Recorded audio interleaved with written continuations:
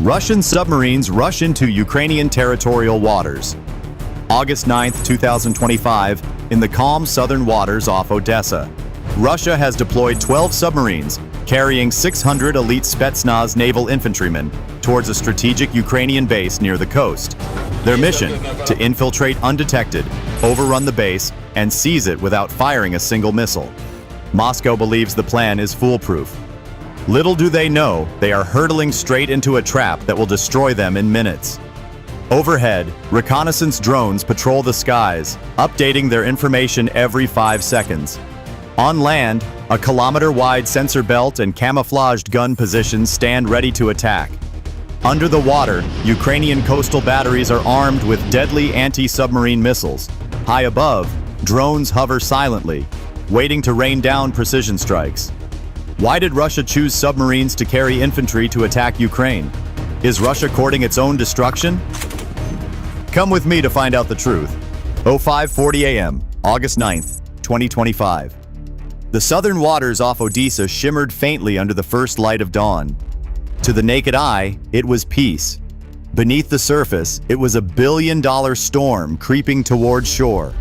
12 Russian submarines, each stretching over 400 feet and displacing more than 7,000 tons, advanced in complete radio silence. Their combined value: $4.8 billion in steel, electronics, and destruction. But these subs weren't carrying their full missile load.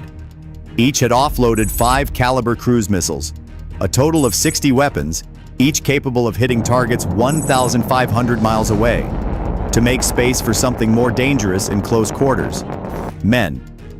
50 elite Spetsnaz naval infantry per submarine, each armed with over 80 pounds of gear, suppressed AK-12 rifles, GP-25 grenade launchers, combat knives, and night vision goggles. In all, 600 soldiers with training budgets exceeding $20 million collectively, capable of eliminating a target the size of a football field in under 90 seconds. Their objective was crystal clear: land just 3.2 kilometers from a strategic Ukrainian base, infiltrate it without firing a missile, and seize control in under 15 minutes. The landing zone had been chosen with precision: a stretch of coastline with no visible fortifications and blind spots in terrain. Russian planners believed the defenders would be outnumbered, outgunned, and outmaneuvered before sunrise. The approach was surgical. The submarines cruised at 6 knots in the thermocline layer to evade sonar, their periscopes never breaking the surface. The first teams would hit the beach in inflatable boats, spread into 5-man squads, and advance in staggered formation. To Moscow, it was a flawless plan. To Ukraine, it would soon become a textbook example of how to turn a predator's stealth into its downfall. If you were the Ukrainian commander in this war, would you order an attack now, or wait until they reach the trap area? Let me know in the comments. The Russian strike force moved inland exactly as planned, their boots sinking into the damp Ukrainian soil just 92 seconds after surfacing. They believed they were ghosts in the dark, unseen, unheard, unstoppable.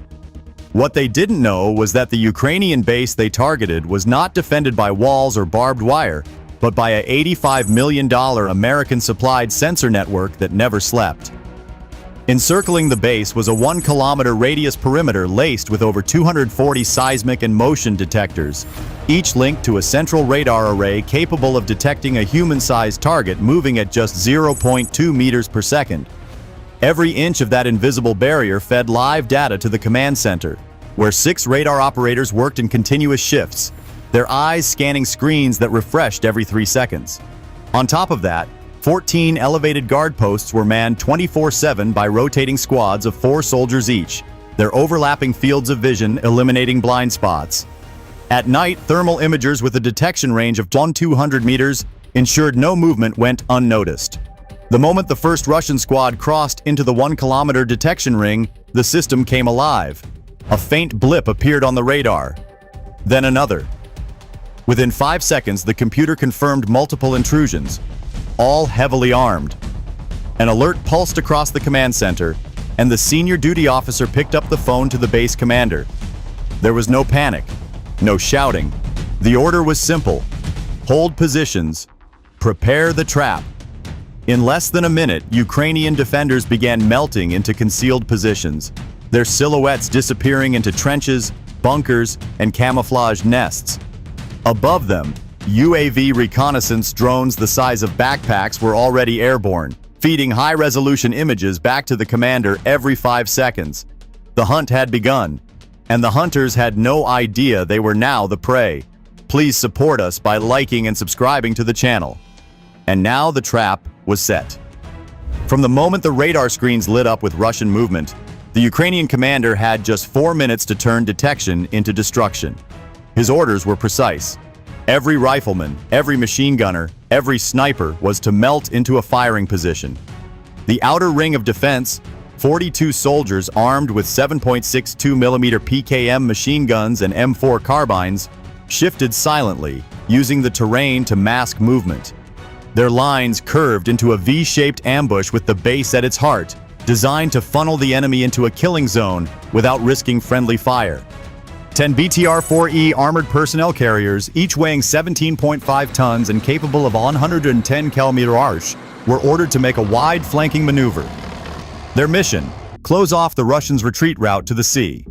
Inside each vehicle, an 8-man assault team prepared RPG-7 launchers and RPK light machine guns, ready to slam the back door shut. Above, 5 PD-2 reconnaissance UAVs hovered at an altitude of 1,500 feet, relaying live infrared and optical feeds every 5 seconds.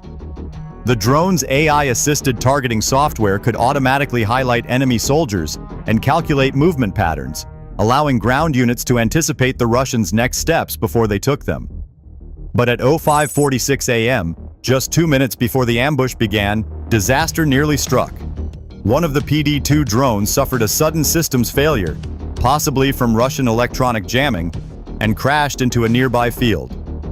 For a brief tense moment, the commander feared the enemy might detect the wreckage and realize they'd been spotted. Worse, a BTR-4E in the flanking group blew a hydraulic line after hitting a hidden ditch, leaving it immobilized and blocking part of the route for the other vehicles. If the Russians broke toward that gap, the entire encirclement could collapse. The commander had seconds to react. He rerouted 2 other BTR-4Es through a narrow farm track, ordering their crews to push to maximum speed, while artillery crews adjusted their firing tables to cover the exposed sector. The gamble worked. The Russians kept moving into the kill zone. At 05:48 a.m., the first signal came from the commander. Phase 1. Fire. 6 6-barreled GSHG 7.62 Gatling guns, each capable of spitting out 6,000 rounds per minute, roared to life. In the first 10 seconds alone, over 6,000 bullets tore through the center of the Russian column, forcing the elite Spetsnaz to scatter into the open. That was exactly what Ukraine wanted. From both flanks, the ambush teams opened up with controlled bursts.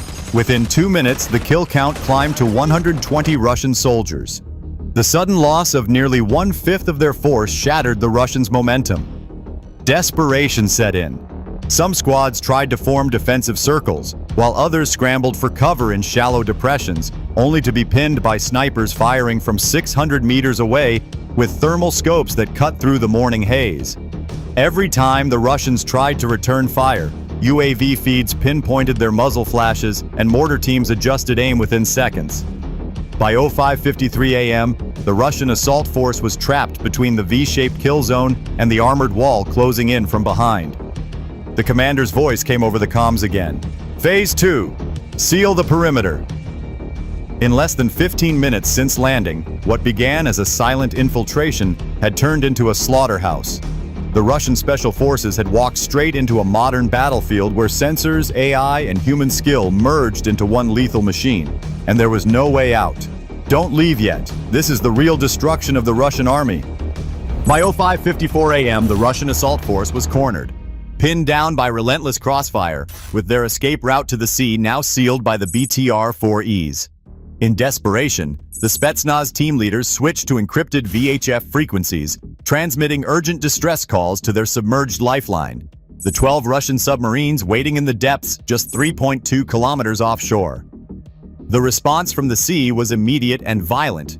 Within 90 seconds, 6 of the subs adjusted depth to 45 meters and locked onto the Ukrainian base's coordinates using their inertial navigation systems. The order was given: launch all remaining cruise missiles, suppress and rescue.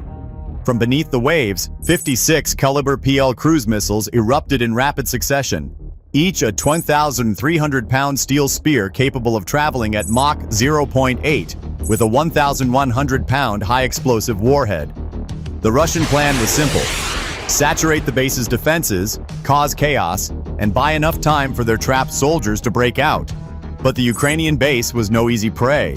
Installed just 2 months earlier, the American-supplied NASAMS-3 air defense system, valued at over $65 million, covered the base with a multi-layer shield.